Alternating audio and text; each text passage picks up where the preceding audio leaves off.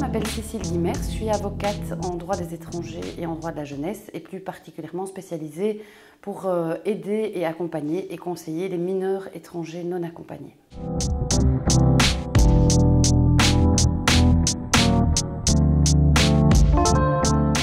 Les mineurs étrangers non accompagnés, qu'on appelle MENA, sont de plus en plus nombreux. Ils fuient des pays en guerre ou d'autres problèmes familiaux ou autres. Ils cherchent une protection, un avenir, etc.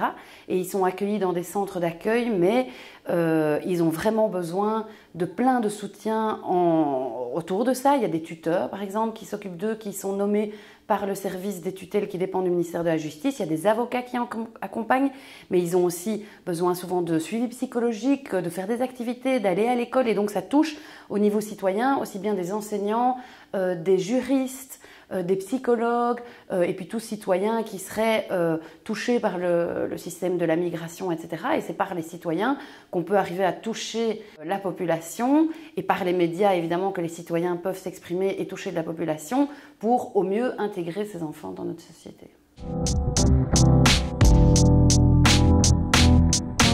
Ce genre d'enquête et de rencontre me fait plaisir parce que moi je suis le nez dans mes dossiers, le nez dans des combats parfois évidemment juridiques. Je pense que chaque acteur autour du mineur, donc du MENA, doit rester dans son travail. Je ne peux pas faire la psychologue ne peut pas faire du droit.